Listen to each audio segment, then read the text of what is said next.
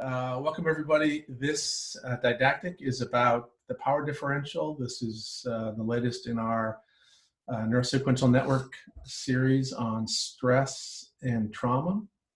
And today I'm going to talk about something that I brought up in an earlier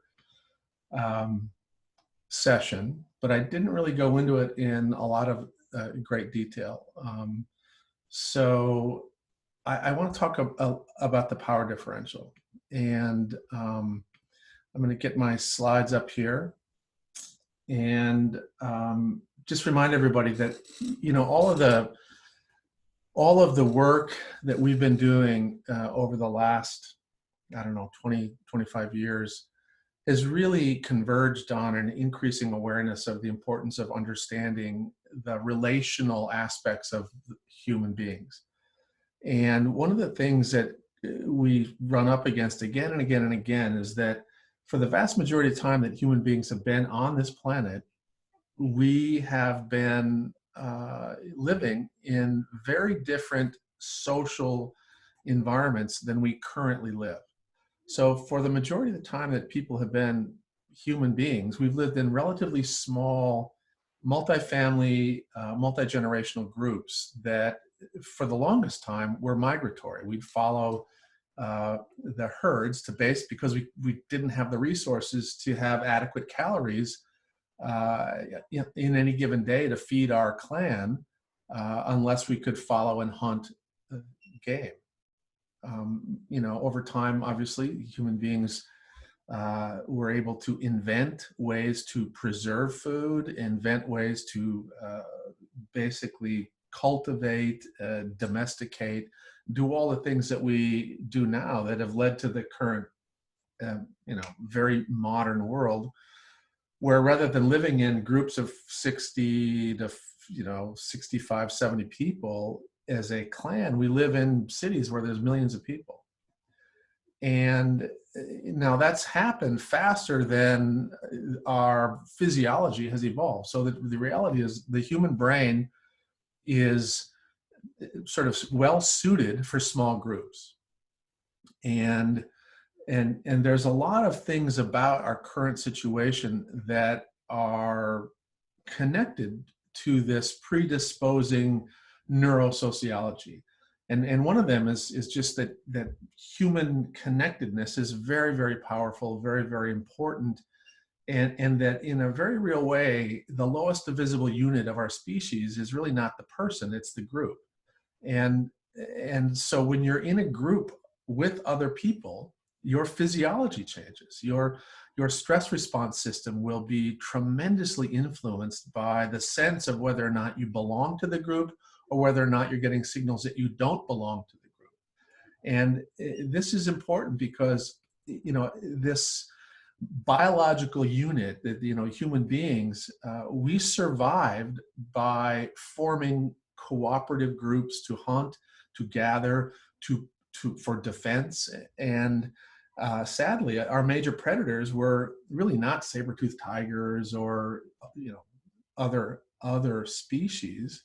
The major predator of human beings was other human beings.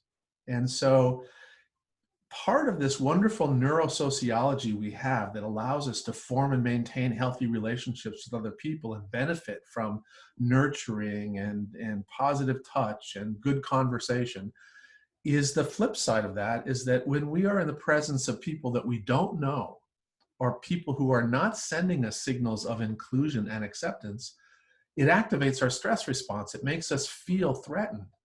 And sometimes we're not even consciously aware of the threat. It impacts our physiology and we may feel uncomfortable, but we're not really appreciating the degree to which it influences the way we think and feel. And what I want to do is talk about this power differential issue today in context of equity. So as I'm talking through all of this, I want you to think about the kids and the families that you work with who are in the out group. They're out, you know, they're not in the sort of, they don't feel like they belong to the dominant culture because they might be the wrong skin color. They might be an immigrant to the US. They may be poor when our culture tells you you should be rich. And so there's all kinds of things that I want you to think about when I'm going through this, about how this plays out through the issue of equity. So first thing, just a reminder again, I just said it, but in our brain, we have this neurobiological set of systems designed to basically continually monitor the social milieu and basically get a sense of how safe we are. You know, do we belong? You know, is this idea that I'm floating with at the workplace, are people accepting it? Are they not accepting it? Are they valuing my opinion? Are they listening to me? Are they not listening to me? Am I going to get promoted? Am I going to get promoted? Am I going to get fired? Is that person going to get fired? Who should I ally with? Who's going to be my enemy? Who's going to be competing with me? And your brain is literally nonstop doing this social monitoring to get a sense of where you fit in the group. And this happens when you change groups. It happens like when you go from your home group to your work group. It changes when you go from your work group to your friend group, from your friend group to your sport group. And so we're doing this all the time, particularly if we've got a lot of different social groups that we belong to. Now, you know, somebody's got a really rich life if every time they go into one of these groups, they're given signals of acceptance. They feel like they belong in the family. They feel like they belong at work. They feel like they belong in their community of faith. They feel like they belong with their friends. And if you're getting all of that stuff, you are literally getting this bath of powerful physiological regulation and powerful reward and powerful opportunities to have a fully open cortex so that you can learn social emotional things on an ongoing basis. And that's a gift. That's a wonderful gift. But if you start to feel like you don't quite belong, this is something that is really important, and because it begins to influence how you're functioning cognitively, how you're functioning behaviorally, how you're feeling emotionally, and how your physiology is managing your stress response. So there's one of the keys to all of this is this neurobiology in our brain about facial recognition. And so our brain cues in on, you know, some nonverbal cues that are not facial, but the majority of nonverbal cues that we hone in on really in a very fine-tuned way are mediated by the face. And so our brain will literally monitor and look for things that are familiar and safe. And when you see something that's unfamiliar, either you know, some attribute of the person, it might be their skin color, it might be, you know, that expression that is unfamiliar.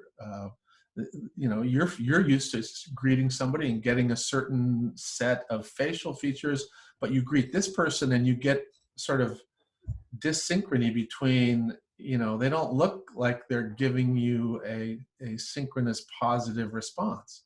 And that can activate your stress response because you were smiling and trying to be engaging, and they gave you back this cold look, and it activates your stress response.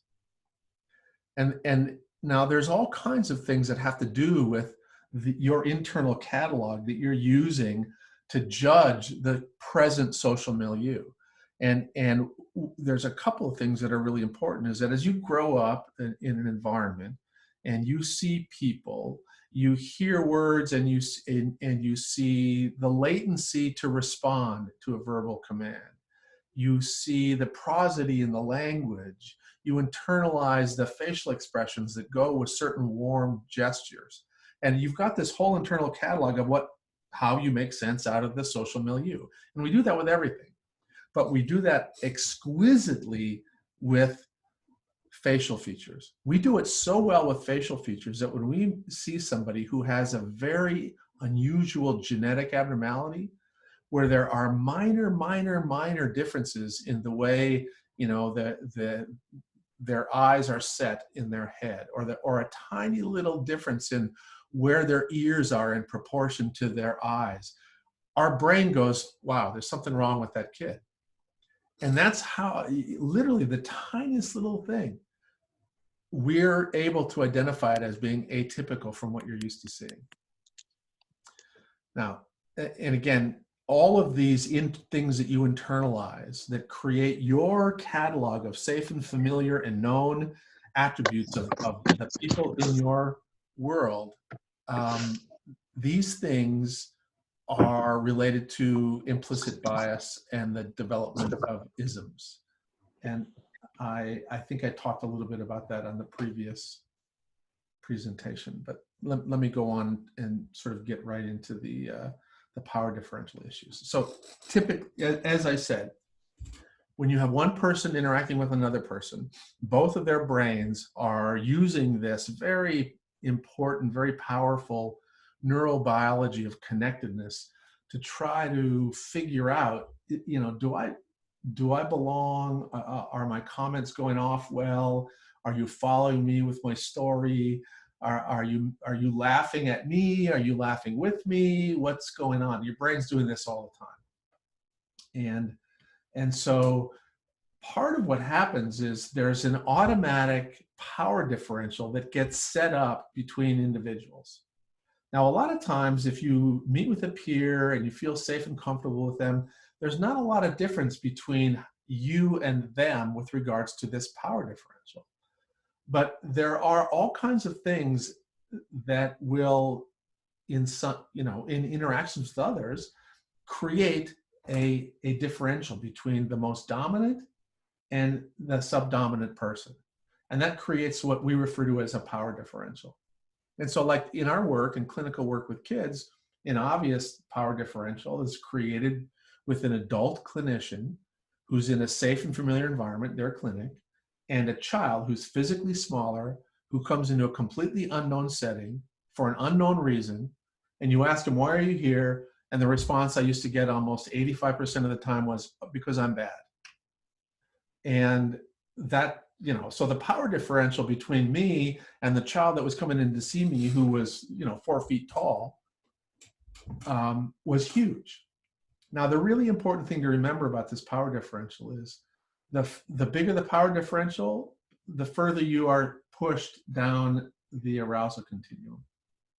And so, again, for those of you who have heard the presentations about state-dependent functioning, you know what I'm talking about. For those of you who haven't, I'm just going to simply say that one of the things that we know about threat is that the more threatened you feel, the more lower parts of your brain start to dominate and control your functioning. So if you didn't feel threatened at all, if you felt safe and comfortable, you would be able to really be driven and controlled by the smartest top part of your brain.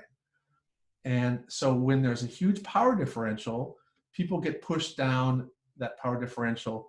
And one of the dominant behaviors of somebody who's in a subdominant position with a dominant person is that they're behaviorally frozen. And because of that, because they're in an inescapable situation typically, let's say they're talking with a supervisor, or it's a kid talking with a teacher, or a child talking with a therapist, they will use the predictable dissociative behavior that you use when you're in this state of alarm, but you're trapped, and that is to be compliant. So you get this empty, compliant, almost robotic response with few words spoken. And you can literally walk out of an interaction with somebody where you're the adult and you say, Billy, I want you to do this. And why did you poke somebody? And since there's no answer coming from Billy, you throw out your opinion about why he did it. Did you do it because you're jealous that, of his new Nike shoes that he had? And everybody else is paying attention to his new Nike shoes, and you poked him? Is that why? Were you jealous of his shoes? And Billy, of course, using the compliant response, just kind of nods his head, and you walk away thinking, see, I've explained it. I understand the behavior, when in reality that had nothing to do with why Billy poked him. But we do this all the time. So this power differential, if you're not aware of the way in which your status or your dominance puts people at a cognitive disadvantage, you're going to have a hard time communicating. You're going to have a hard time with true therapeutic work. You're going to have a hard time with real leadership. So let's talk a little bit about some of the things that move somebody. Here's part of what happens. You'll shut down your cortex. If you do things or things that you can do to decrease the power differential, I can tell you one of the easiest ones is just repetitive contact, right? This is the first time you see Billy as a therapist. This is the 10th session.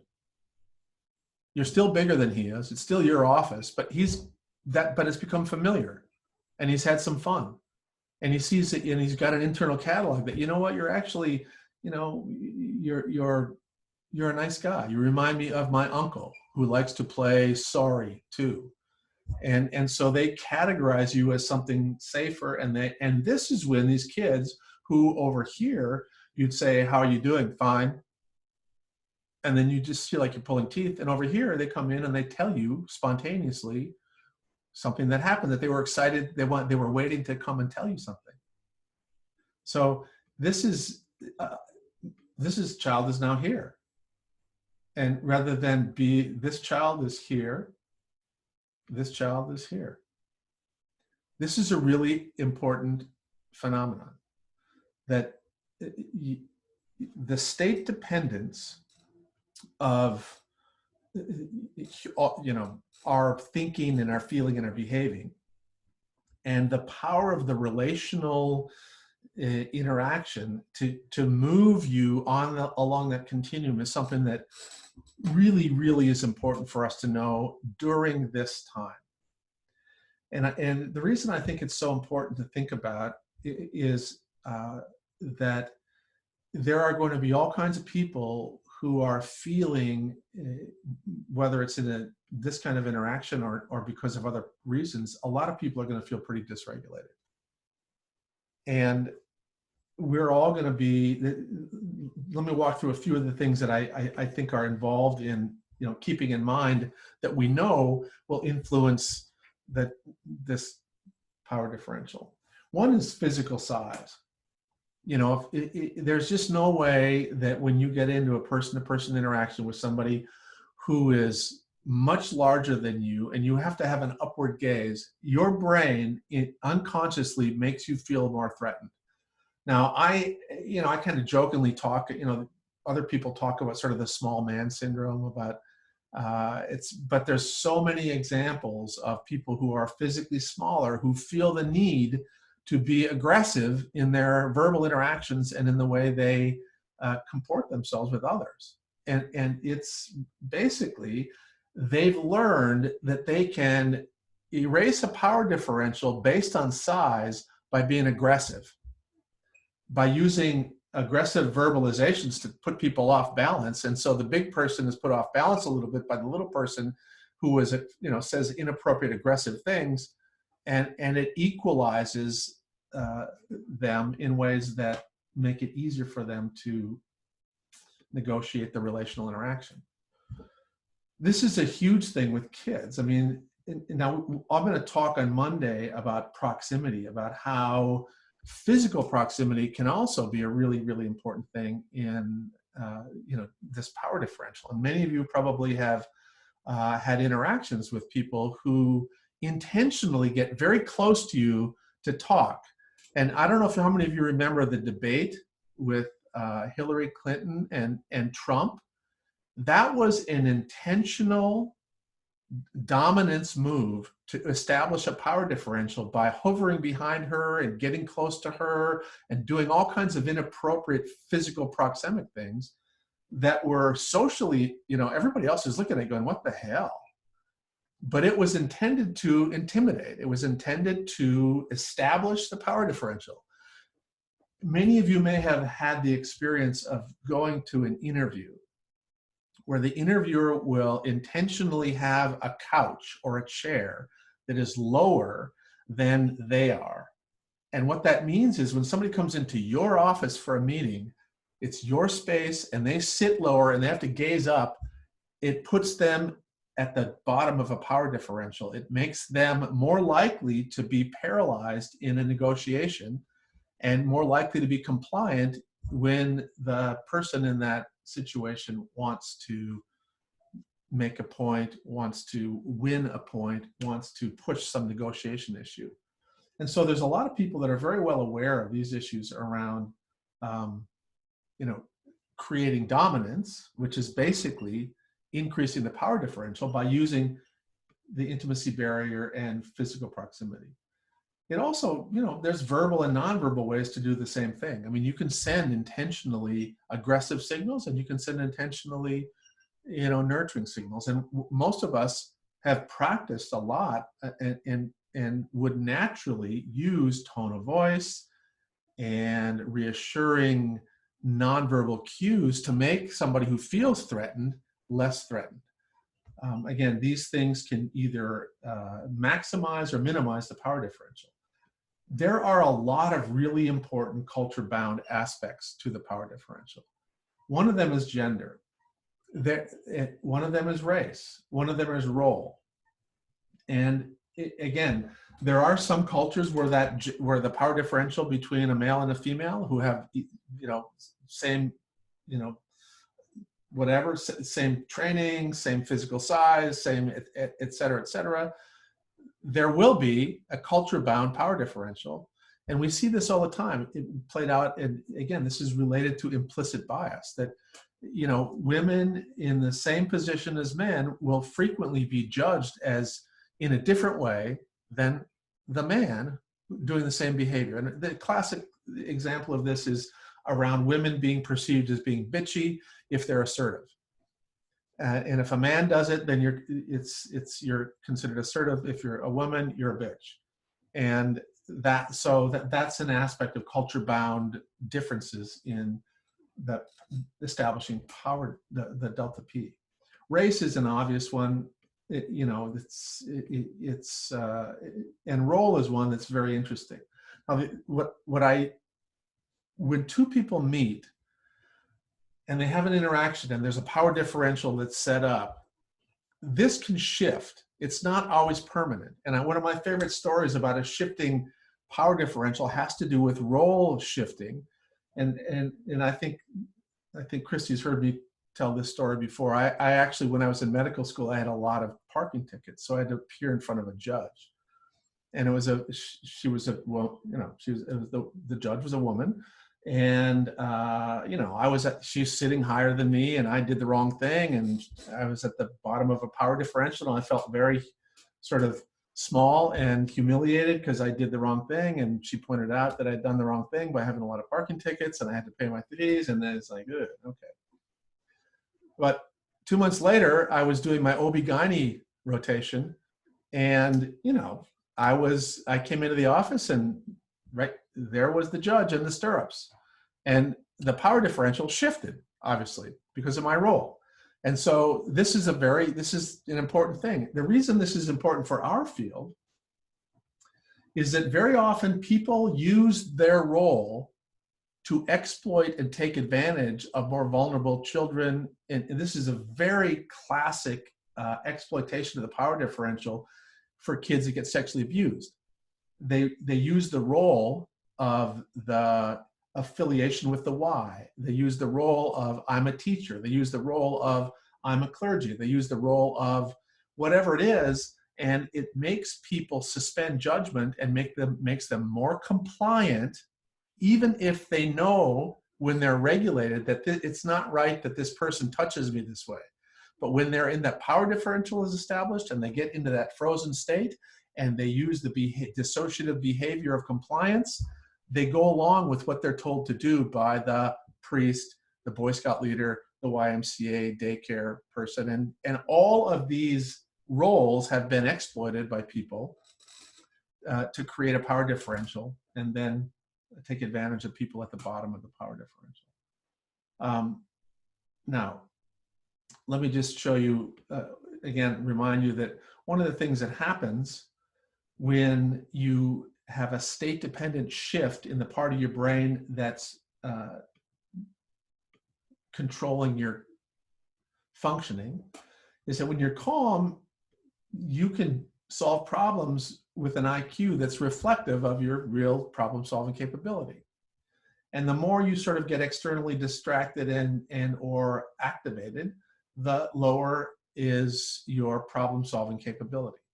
Now, I'm going to show you one really interesting, powerful example of how powerful these subtle differences in perceived status can influence cognition. And this is really important because one of the biggest problems that we have in our field is around equity. And so this is a study where they basically took a bunch of people who had pretty high IQs and they put them into groups. And the bottom line is this, is that there's two really important points. One is that when you put smart people in a group and ask them to solve a problem, the solution reflects a lower IQ than the IQs of the individual members of the group, which is a very, group think is dumber than individual thinking. But what was most important is that when they told people, when people in these problem-solving groups basically were aware that there was a slightly different, just a very small difference between the IQ of people in the group,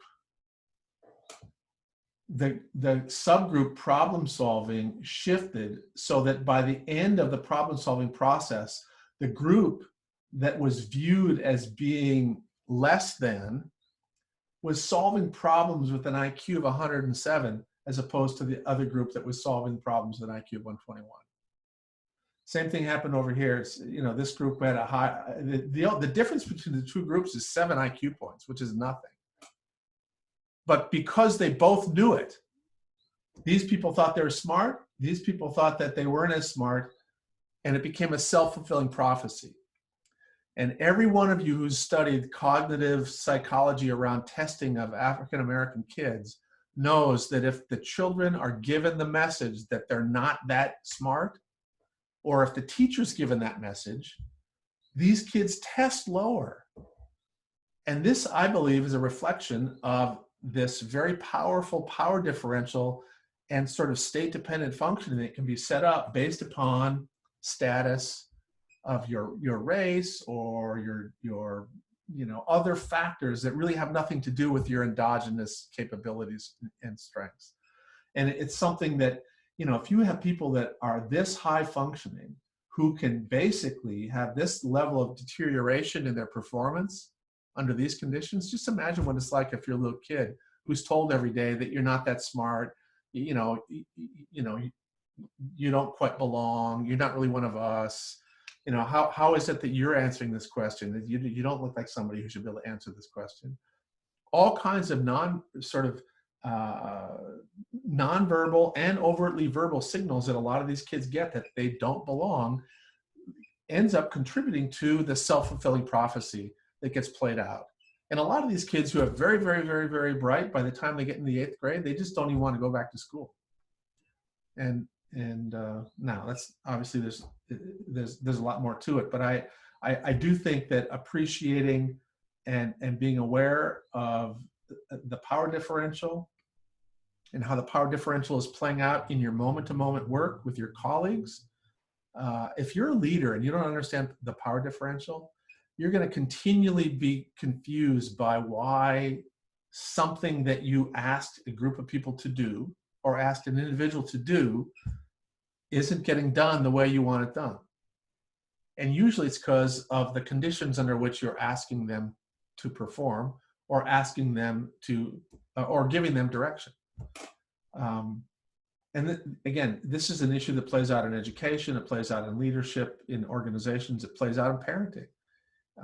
And I think it's very, very important that, again, I'm sure that there are people who do marital therapy who are thinking right now about how the power differential plays out in a couple.